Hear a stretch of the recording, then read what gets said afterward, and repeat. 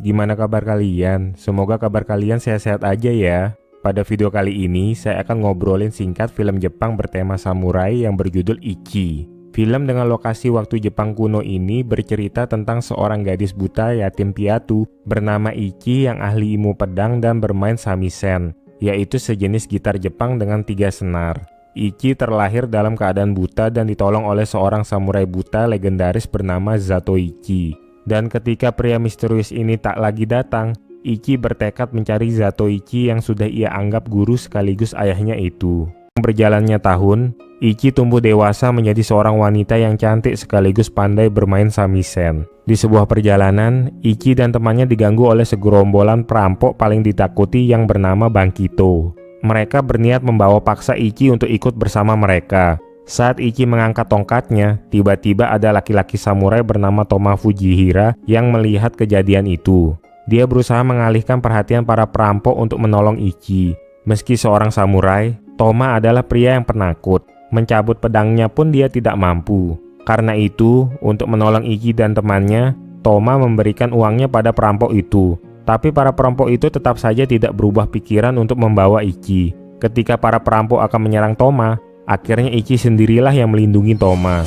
Dari dalam tongkatnya, Ichi mencabut pedangnya yang tersembunyi. Satu persatu para perampok itu dia habisi dengan sekali tebas tanpa bisa melawan balik.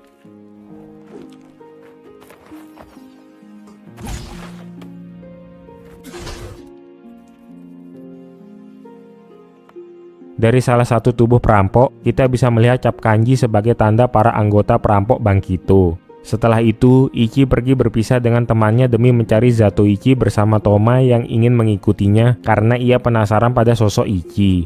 Suatu ketika, Toma dan Ichi tiba di kota kecil bernama Bito. Di sana mereka disambut oleh seorang anak laki-laki bernama Kotaro yang bekerja sebagai pemandu penginapan. Kota tersebut tidak aman karena sering diganggu oleh kelompok Bankito. Ichi menanyakan letak tempat perjudian pada Kotaro dengan suatu tujuan. Di dalam tempat perjudian, Toma ikut bermain judi.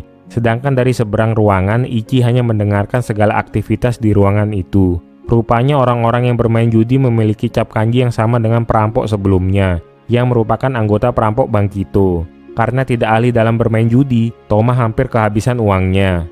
Namun dari belakangnya, Ichi memberitahu Toma angka dadu yang sebenarnya hanya dengan mendengarkan suara kocokan dadu.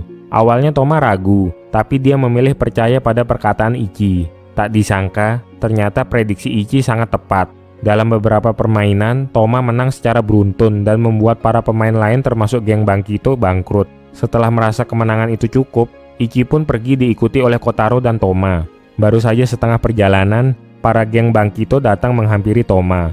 Mereka yang kalah judi merasa dicurangi oleh Toma dan ingin mengambil uang mereka kembali. Tapi lagi-lagi Toma gemetar tak bisa mencabut pedangnya. Walau tak bisa melawan, Toma sangat gesit dalam menghindari serangan. Ichi yang tidak bisa tinggal diam akhirnya langsung menebas orang yang menyerang Toma. Dan kelima anggota geng Bankito berhasil dibunuh oleh Ichi seorang diri.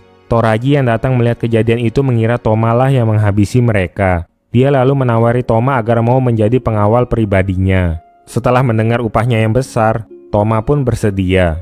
Di markas perampok Bankito, dari bentuk luka tebas di jasad anggotanya yang terbunuh, Izo dan bosnya yang bernama Banki menyadari kalau ada orang lain yang juga menguasai teknik pedang legendaris. Suatu ketika, Ichi dan Toma berselisih paham. Toma tidak mengerti sikap Ichi yang tidak mau bekerja pada Toraji dan menolong penduduk dari ancaman Bankito. Merasa jengkel, Toma menantang Ichi dalam duel pedang. Agar tidak berbahaya, mereka memakai pedang kayu. Di luar dugaan, Toma ternyata mampu mengalahkan Ichi dan menyebabkan tangan Ichi terluka. Toma sebenarnya memang samurai hebat dan anak dari instruktur seni bela diri dari klan Okada. Namun di masa lalu, saat sedang berlatih pedang, ia melakukan kesalahan saat membuat pedangnya patah, yang menyebabkan ibunya buta. Hal itu membuatnya terus merasa bersalah dan trauma menggunakan pedang hingga saat ini. Sementara itu, Toraji merasa aman dengan adanya Toma. Dia lalu menggelar pertunjukan kabuki untuk menyenangkan rakyatnya. Tapi tiba-tiba, gerombolan Bankito datang dan mengacaukan acara itu. Semua warga lari berhamburan karena merasa takut pada geng Bankito. Mereka ingin menuntut balas atas kematian beberapa anggotanya. Toma berusaha menghadapinya, tapi karena masih trauma dengan pedang, dia dipukul hingga pingsan. Toraji yang awalnya berniat melindungi ayahnya harus melihat ayahnya tewas tertusuk demi melindungi anaknya. Sebelum meninggal, ayahnya berpesan pada Toraji untuk selalu melindungi kota penginapan Bito. Dan Izo berniat membawa Toma ke markas Bankito. Tapi sesaat kemudian, Ichi datang ke sana dan mengaku bahwa dialah yang sebenarnya membunuh anggota geng Bankito. Ichi meminta Izo untuk membawanya bertemu dengan bos Banki. Mulanya mereka tidak percaya karena melihat Ichi hanyalah seorang wanita buta. Tapi Ichi menunjukkan kehebatannya dengan membantai seluruh anggota Bankito dengan menyisakan Izo seorang.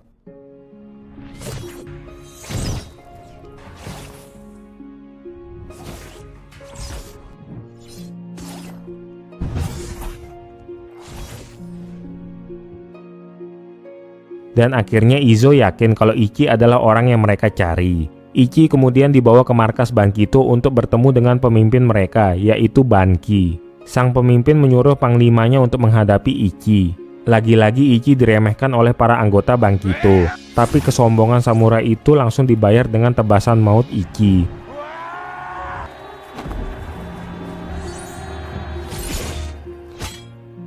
Melihat hal itu, seluruh anggota Bankito jadi terdiam cemas. Akhirnya tiba saatnya Ichi berduel dengan Banki. Banki meminta anak buahnya untuk diam tanpa membuat suara. Berbeda dengan lawan Ichi sebelumnya, Banki mengatakan kalau ia pernah bertemu seorang pria kuat dengan kondisi mata buta membawa pedang yang sama dengan Ichi. Tanpa segan, Banki menyerang Ichi. Namun serangannya kali ini tak dapat ditahan oleh Ichi dan berhasil melukai tubuh Ichi secara bertubi-tubi. Ichi yang tidak memiliki kesempatan menyerang balik hanya bisa terus mencoba bertahan. Namun itu semua sia-sia saja. Ichi harus kalah setelah terluka parah akibat serangan Banki. Banki mengaku sebelum duel antara dia dan pria buta itu berakhir, gurunya Zatoichi menderita penyakit menular dan akhirnya harus meninggal. Meskipun Banki sangat ingin membunuhnya dalam duel. Setelah mendengar itu, Ichi pingsan. Dan dia dimasukkan ke dalam penjara di antara tulang belulang manusia yang pernah ditahan di sana sebelumnya. Namun karena Ichi buta, ia tidak menyadari hal mengerikan itu. Dalam mimpinya, Ichi mengingat masa kecilnya saat bersama Zatoichi, di mana orang yang dia anggap ayahnya itu selalu menjaga dan menuntunnya. Satu-satunya pemberian terakhir Zatoichi adalah sebuah lonceng yang selalu dibawa bersamanya. Nasib Toma tidak lebih baik. Dia dipukuli oleh anggota Shirakawa karena dianggap telah menipu. Tapi Toraji mengatakan jika Toma masih dibutuhkan untuk mengalahkan Bankito. Toma kemudian bertemu kembali dengan Kotaro dan ayahnya. Mereka lalu menyusup ke gunung dan berhasil membebaskan Ichi. Melihat tawanannya lolos, Banki marah besar dan akan menyerang kota Bito. Ichi yang masih memulihkan lukanya merasa dirinya tidak pantas untuk hidup lagi. Tapi sebelum ia mati, Ichi ingin bertemu sekali lagi dengan Zatoichi gurunya untuk memastikan apakah dia adalah ayah kandungnya atau bukan. Toma yang mendengarnya berusaha meyakinkan Ichi kalau ia tidak pantas untuk mati. Karena selama ini, Ichi juga telah berjuang untuk hidup dan sudah sangat menderita dalam menghadapi hidupnya yang kejam dan kelam. Toma pun berhasil meyakinkan Ichi untuk mengurungkan niatnya itu. Ketika Ichi sedang tidur, diam-diam Toma meninggalkannya dan menuju ke Shirakawa untuk bertarung dengan gerombolan Banki. Para penduduk kota Bito tidak gentar. Dengan pedang di tangan mereka siap mempertahankan diri. Akhirnya pertarungan antara kelompok Shirakawa dan gerombolan Bankito terjadi. Ketika terbangun, ia bertanya pada Kotaro tentang apa yang sebenarnya telah terjadi. Jumlah kawanan Bankito 2 kali lipat lebih banyak dari Shirakawa. Walau kalah jumlah, kelompok Shirakawa bertarung dengan sangat gigih, sehingga mereka dapat mengimbangi gerombolan Bankito. Toma yang hanya bisa menghindar masih saja takut mencabut pedangnya dan belum bisa mengatasi traumanya. Toraji yang sedang terluka pun mampu bertahan dari serangan dan berhasil membunuh Izo untuk membalaskan kematian ayahnya. Di sisi lain, korban berjatuhan di kedua pihak hingga tersisa beberapa orang saja. Untuk menentukan pemenang, maka kedua pemimpin harus berduel. Ketika Banki memintanya maju untuk duel, Toma bersedia demi menggantikan Toraji. Banki menyuruh Toma untuk mengembalikan Ichi padanya. Dan Toma mengatakan kalau dia pastinya tidak akan memberikan Ichi pada Banki. Dengan keteguhan hati demi melindungi Ichi, Toma berhasil mengatasi rasa takutnya dan untuk pertama kalinya ia mengeluarkan pedangnya di hadapan lawannya. Demi membuktikan diri sebagai samurai yang hebat. Walau sedang terluka parah, Ichi yang khawatir dengan Toma berusaha secepatnya pergi ke kota Bito. Dengan ditemani Kotaro di belakangnya, yang merasa sedih melihat perjuangan Ichi yang tidak memperdulikan kondisi dirinya sendiri. Duel antara Banki dan Toma terjadi. Banki sangat waspada karena tidak ada yang mengetahui bagaimana kekuatan Toma dan tidak ingin meremehkan lawannya itu. Toma dan Banki ternyata sama tangguhnya. Bahkan Toma duluan yang berhasil melukai Banki. Mereka berdua akhirnya roboh setelah secara bersamaan saling menusuk pedangnya. Ichi yang datang terlambat menemukan Toma sudah terluka parah. Melihat Ichi di hadapannya, Toma berpesan agar Ichi tidak kehilangan harapan dan terus bertahan hidup. Toma menghapus air mata Ichi dan sesaat kemudian ia menghembuskan nafas terakhirnya.